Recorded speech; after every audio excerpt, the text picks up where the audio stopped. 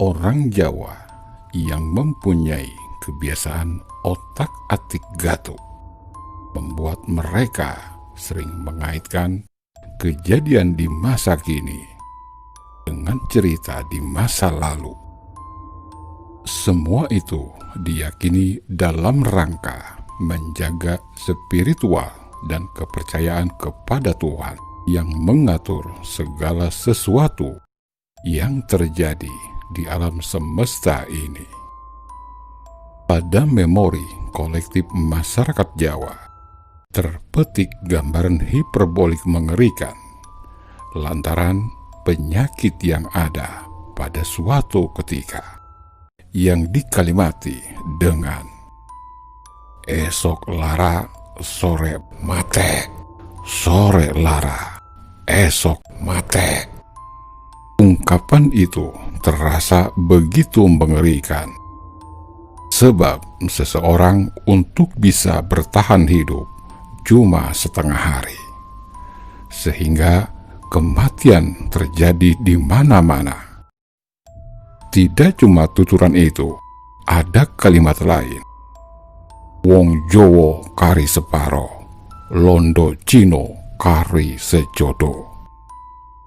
Kisah ini pun dikaitkan dengan sabdo Palon menagih janji yang diiringi dengan pagebluk.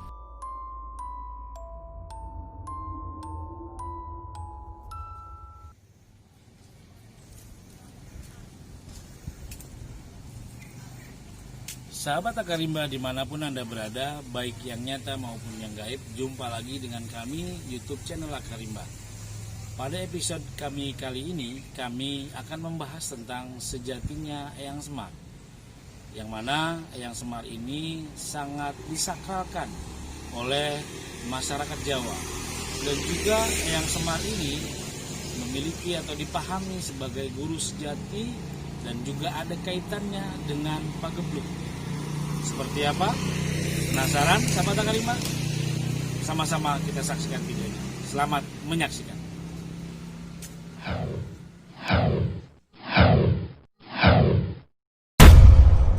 Assalamualaikum warahmatullahi wabarakatuh.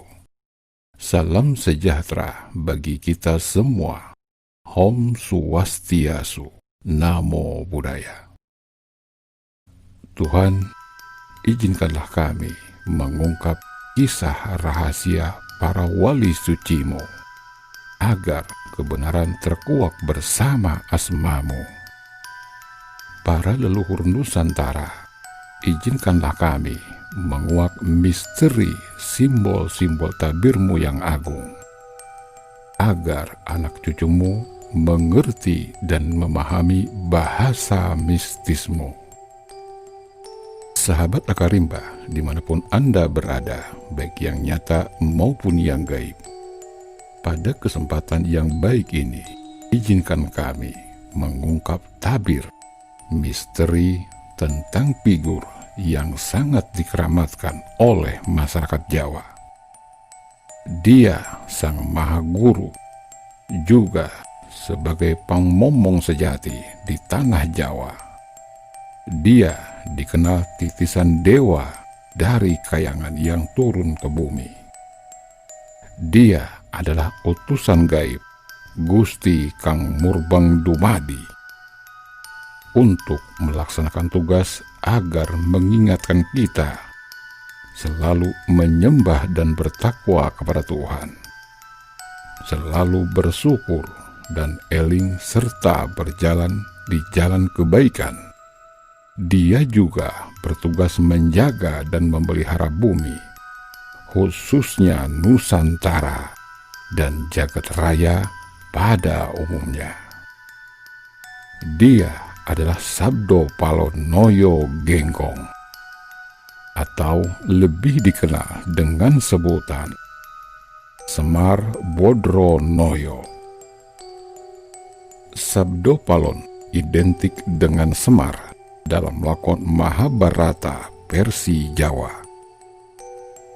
Dalam dunia pewayangan, dia muncul bersama anak-anaknya, yakni Gareng, Petruk, dan Bagong. Dia senantiasa hadir mengiringi pemerintahan raja-raja Jawa. Salah satu cerita atau kepercayaan yang belakangan ini menjadi hangat diperbincangkan pada masyarakat adalah cerita tentang Sabdo Palon Noyo Genggong yang dikaitkan dengan fenomena yang terjadi belakangan ini, seperti wabah penyakit, COVID-19, erupsi gunung, dan lain sebagainya. Konsep Sabdo Palon Nagih Janji menjadi misteri yang sampai saat ini masih dipertanyakan kebenarannya. Benarkah apa yang dijanjikan oleh leluhur kita adalah sebuah kehancuran umat? Wajar saja jika konsep ini menimbulkan suatu perdebatan. Namun, jika kita merujuk dari beberapa sumber, konsep Sabdo Palon menagih janji tidak serta-merta berisi tentang kehancuran umat manusia di tanah Jawa. Bukan pula tentang akan hilangnya agama Islam di tanah Jawa. Konsep tersebut secara implisit merujuk pada bagaimana tanah Jawa akan dikembalikan jati dirinya dari segala budaya luar yang saat ini sudah cenderung merusak budaya yang sudah leluhur ajarkan kepada kita. Sehingga muncul istilah wong Jowo ilang Jowone. Ada satu poin pada perjanjian antara Sabdo Palon dan Syekh Subakir tentang pentingnya orang Jawa menjaga tradisi dan budaya Jawa. Serat jangka Sabdo Palon menuturkan, takdir Nusa sampai kepada janji, jika sudah genap 500 tahun, terhitung zaman Islam, musnah kembali kepadaku. Agama Budi berdiri menjadi satu. Bait ini terletak di penghujung akhir serat jangka Sabdo Palon. Tuturan ini kemudian dikenal sebagai Sabdo Palon Nagih Janji. Sabdo Palon pun memberitahukan tanda-tanda sosial dan tanda-tanda alam yang akan muncul di zaman kembalinya nanti. Selain itu, ada juga tuturan dalam serat tersebut yang konon meramalkan terjadinya huru-hara di akhir zaman. Kelak umat manusia di masa depan akan lenyap separuh dari jumlah total penghuni bumi. Mereka yang bisa bertahan hidup harus berusaha dan bekerja untuk menjauhkan diri dari berbagai mara bahaya. Cara mempertahankan diri dari prahara di masa depan adalah dengan membaca, meresapi, menjalankan ajaran-ajaran para leluhur. Jika kita menganggap wabah atau pagebluk dan semua fenomena yang terjadi saat ini adalah realisasi dari Sabdo Palon menagih janji, mungkin saja benar adanya untuk mengingatkan kita akan sebuah ajaran leluhur yang sudah lama kita tinggalkan. Di sini jelas yang ditekankan adalah bagaimana orang Jawa ditagih untuk kembali ke jati dirinya sebagai manusia Jawa, untuk menegakkan kembali tradisi dan nguri-nguri budaya leluhur. Inilah yang selama ini menjadi tuntutan dan menjadi hutang sejarah yang belum terbayarkan. Dengan demikian, anggapan bahwa jangka Sabdo Palon merupakan karya sastra yang memperkuat mitos bahwa Islam akan lenyap dari bumi Jawa terbukti tidak benar. Jangka Sabdo Palon justru berbicara sebaliknya, bahwa Islam akan sampai kepada pemurnian kesejatian ajarannya, di mana Islam dapat dikolaborasikan dengan agama lama, yaitu agama Kapitayan atau Kejawen. Hal demikian memang sulit dipahami, sebab banyak bahasa simbol yang digunakan dalam kitab tersebut. Dapat dipastikan penjelasan secara akal penalaran memang amat rumit. Meskipun kajian itu sudah dilakukan berkali-kali, namun dengan pendekatan spiritual dapat ditarik benang merahnya yang akan membawa kita kepada satu titik terang, dan akhirnya pun dapat dirunut secara logika historis. Perlu Anda ketahui bahwa keseluruhan isi serat Dharma Gandul memang lebih tepatnya dikatakan sebagai hasil plagiasi dari serat Babat Kediri. Serat Dharma Gandul ini merupakan karya seseorang yang sedang menjalankan proyek Orientalisme pada masa penjajahan Belanda yang didasarkan kepada kepentingan tertentu. Di kalangan spiritualis Jawa pada umumnya, keberadaan Semar diyakini berupa suara tanpa rupa. Namun secara khusus bagi yang memahami lebih dalam lagi, keberadaan Semar diyakini dengan istilah mencolo putro, mencolo putri. Artinya dapat mewujud dan menyamar sebagai manusia biasa dalam wujud berlainan di setiap masa. Namun dalam perwujudannya sebagai manusia tetap mencirikan karakter Semar sebagai sosok bengawan atau pandita.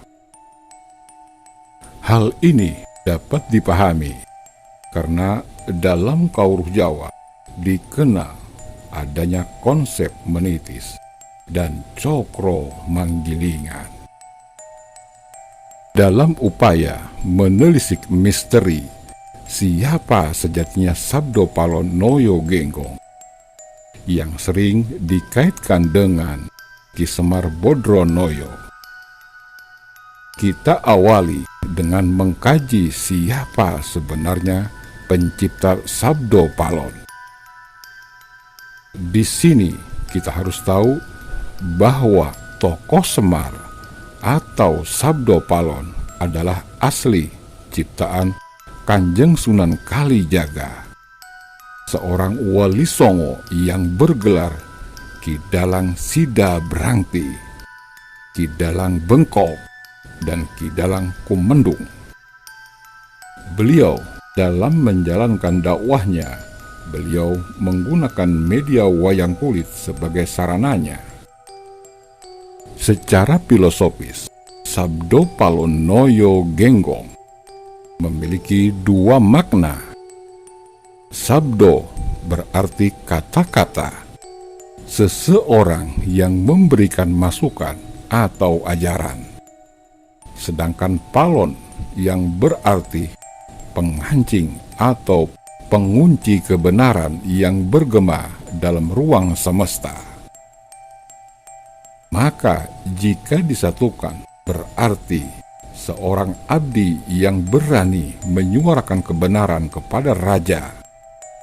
Sementara Noyo Genggong memiliki makna.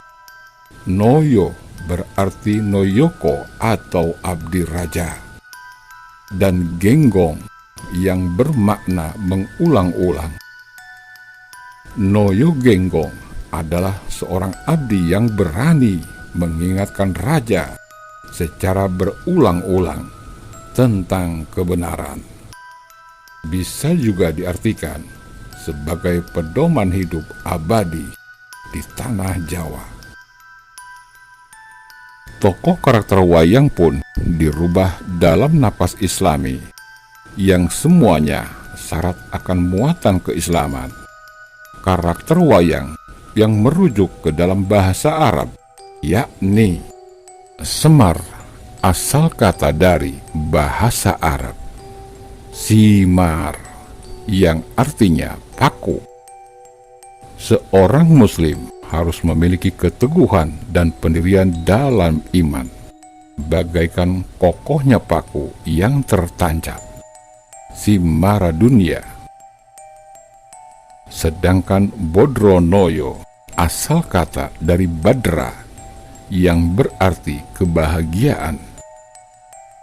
Sedangkan Noyo berarti abdi raja, utusan Mang Rasul. Petruk berasal dari kata Patruk mansiwallahi, artinya tinggalkan semua apapun selain Allah. Dan yang ketiga, Bagong berasal dari kata baga, yang berarti berontak. Maksudnya, seorang muslim harus bertindak bila melihat kejaliman. Dan yang terakhir, Gareng asal kata dari garin, yang bermakna memperoleh banyak teman. Artinya, kita dituntut untuk mencari teman sebanyak-banyaknya untuk diajak ke arah kebaikan. Versi lain mengatakan, Semar diterjemahkan Haseming samar, yang bermakna kehidupan sang penuntun. Semar artinya tersamar. Moyo atau Ismoyo artinya cahaya hitam, yang bermakna menyamarkan sang rahasia sejati yang terselubungi wujud nyata. Dia sang penguasa alam Sunya Ruri, atau alam kosong, atau suwung. Dia sang pembawa berita dari Sang Hyang Pencipta. Dia dikenal sebagai pamongbong sejati yang selalu mengingatkan bila yang diemongnya salah. Dia selalu memberikan piwulungnya untuk kita, agar berbudi pekerti luhur sebagai bekal untuk perjalanan panjang berikutnya. Dia tempatnya bertanya, pengetahuannya tidak terbatas, bijaksana juga waskito, weruh sadurunge winara. Dia maha guru di bumi Jawa, yang menempati ruang yang sangat tersembunyi dan meliputi segala wujud menjadi samar. Sabdanya tidak pernah berupa perintah, melainkan lebih kepada bagaimana cara terbaik melakukannya. Semua keputusan yang diambil diserahkan kepada majikannya. Semar menjadi tanda sebuah rahmat ilahi kepada titahnya. Ini disimbolkan dengan kepanjangan nama Semar, yaitu Bodronoyo. Semar Bodronoyo berarti utusan gaib yang menyuarakan, membangun, melaksanakan perintah Sang Maha Pencipta. Dia putra Sang Hyang Wisesa yang dianugerahi mustika Manik Astagina yang memiliki 8 daya, yakni yang pertama, dia tidak pernah mengalami lapar. Yang kedua, dia tidak pernah mengantuk. Yang ketiga, dia tidak pernah jatuh cinta. Yang keempat, dia tidak pernah mengalami sedih. Yang kelima, dia tidak pernah merasa capek. Yang keenam, dia tidak pernah menderita sakit.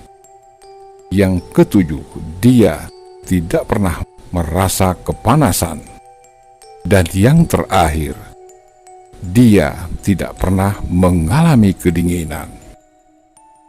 Jika dipahami bahwa hidup merupakan anugerah dari Sang Maha Hidup, maka Semar merupakan anugerah Sang Maha Hidup yang hidup dalam kehidupan nyata. Tokoh yang diikuti Semar adalah gambaran real bahwa sang tokoh tersebut senantiasa menjaga, mencintai, menghidupi hidup itu sendiri. Hidup yang berasal dari Sang Maha Hidup. Jika hidup itu dijaga dan dipelihara, dicintai, maka hidup akan berkembang, mencapai puncak dan menyatu kepada Sang Sumber Hidup. Manunggaling Kaula Gusti. Pada upaya bersatunya antara Kaula dan Gusti inilah Semar menjadi penting, karena berdasarkan makna yang disimbolkan dan terkandung dalam tokoh Semar, maka hanya melalui Semar, bersama Semar, dan di dalam Semar, orang akan mampu mengembangkan hidupnya hingga mencapai kesempurnaan dan menyatu dengan Tuhannya. Dari kalimat ini memperjelas bahwa yang disebut Semar ada di dalam dirimu sendiri. Dia sangat tersembunyi di tempat yang sunyi, sepi dan suwung. Dia terbalut oleh bait perbuatanmu sendiri. Dia adalah Sang Guru sejati, figur gaib yang selalu menunjukkan jalan hidup. Dia juga sebagai penuntun ke jalan yang lurus, sebagai pandam, pandom, dan panduming dumadi. Ketika iman naik turun, guru sejati yang akan membimbingnya, sebab guru sejati memiliki sifat hakikat ilahiyah, maka nasihatnya akan tepat dan benar. Guru sejati berdiri sendiri, menjadi pendamping dan pembimbing sukma. Dia juga sebagai resos pelita kehidupan.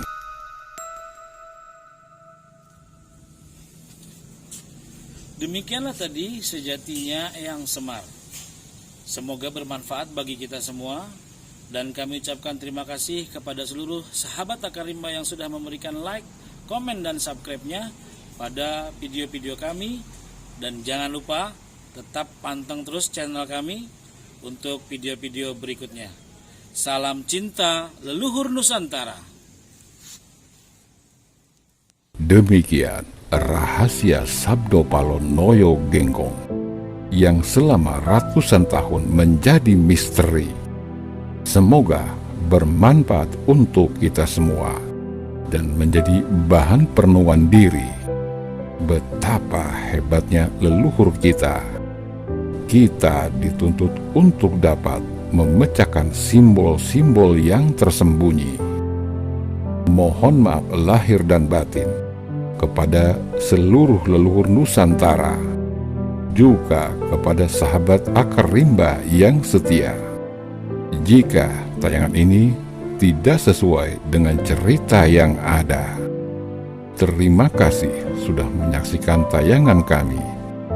Jangan lupa bantulah kami dengan cara subscribe pada channel kami, agar kami tetap semangat membangkitkan legenda-legenda yang masih terkubur dan masih menjadi misteri. Mbah Jagat Nurjati mengatakan, ketaatanmu tidak bermanfaat untuknya, dan maksiatmu tidak mendatangkan bahaya baginya. Allah memerintah dan melarangmu tidak lain untuk kepentingan dirimu sendiri. Kau sembah ataupun tidak, Allah tetap Allah, tidak berpengaruh baginya. Ingat, sholat yang kau kerjakan itu untuk dirimu sendiri, Sebab dengan sholat dapat mencegahmu dari perbuatan keji dan munkar. Zikir yang kau lakukan, semua itu untuk dirimu sendiri. Sebab dengan berzikir hatimu menjadi tenang. Puasa yang kau laksanakan itu, semua itu untuk dirimu sendiri. Sebab dengan puasa kau dapat menahan hawa nafsumu. Lalu, manakah ibadah yang kau persembahkan untuknya? Bertanyalah pada hatimu, karena di kedalaman hatimulah jawaban tersimpan berjuta jawaban. Kunci pembukanya cuma satu, yaitu hati yang bersih. Wallahu a'lam bishawab. Salam cinta leluhur Nusantara. Wabillahi taufik wal hidayah. Warido wa inayah. Wassalamualaikum warahmatullahi wabarakatuh.